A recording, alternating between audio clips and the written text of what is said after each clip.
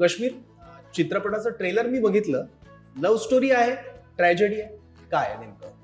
म्हणजे सगळे थोडे थोडे फ्लेवर्स वाटतात मला, आणि शेवटचा एक डायलॉग बघितला तर थोडा सस्पेन्स पण वाटतंय. ती नाही, ती तो आहे. मी येणार आहे. यातली ती कोण तो निघतो असं काही वाटत नाही ना तुम्हाला? नाही ना, नाही असं काही नाहीये. कारण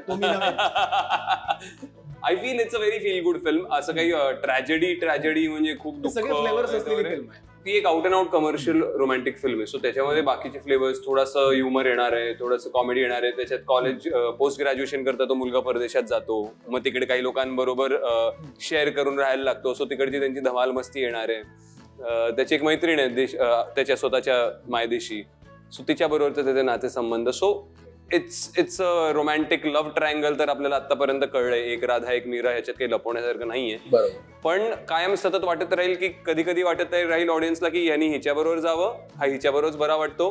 तर कधी कधी असं वाटतं नाही, पण हिच्या बरोबर त्याचा, दोघींबरोबर त्याच्या दोन वेगळ्या छटा आहेत ज्या दिसत राहतील. आणि कायम ऑडियन्सचं पारडं कधी ह्या बाजूला सरकेल तर कधी ह्या बाजूला, आणि एंडला कोणाबरोबर शेवटी जातो आणि काय होतं ते आता चित्रपटातच आपण पाहू. पण खूप हलकी फुलकी चित्रपटगृहात जाऊन 2.5 तास तुम्हाला छान वाटेल. सगळे सुंदर दिसत आहेत, सगळ्या लोकेशन सुंदर दिसत आहेत, आणि तुमच्या दकादकीच्या आयुष्यातला जो स्ट्रेस आहे तो तुम्ही घालवून 2.5 तासानंतर एक छान मूड घेऊन बाहेर याल, असा चित्रपट आहे. सिम्पल.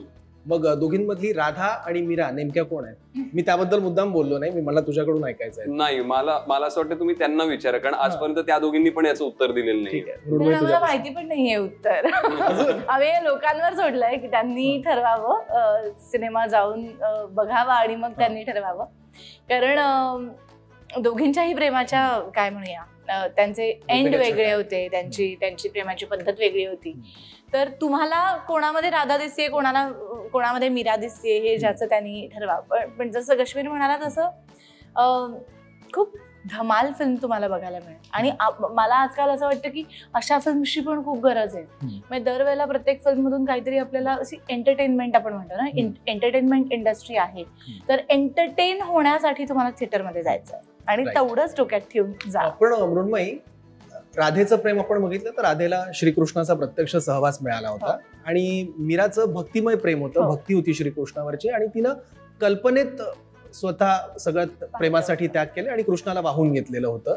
असंच काहीसं यात आहे का? ते रेफरन्सेस पण या दोन कॅरेक्टर्सना आहेत का? मला असं वाटतं की ह्यात म्हणजे जेव्हा जेव्हा आपण प्रेमाबद्दल बोलतो तेव्हा राधा आणि मीरा हे सगळ्यात पहिल्यांदा आपल्या डोळ्यांसमोर उभं राहतं. कारण त्यांनी म्हणजे मीराबाई कृष्णाला भेटल्या जरी नसल्या तरी सुद्धा ते जे एक समर्पणामधून आलेलं प्रेम आहे, किंवा न भेटता सुद्धा, तर तसंच्या तसा थेट रेफरन्स इकडे आहे तसा नाही आहे.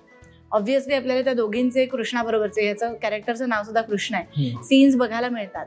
पण आपण त्यांच्या प्रेम म्हटल्यानंतर ज्या सगळ्यात पहिल्यांदा दोन जणी आठवतात, ती एक राधा असते आणि एक मीरा असते, आणि त्याच अनुषंगाने या सिनेमामध्ये त्याचा वापर केला गेलेला आहे टायटलमध्ये.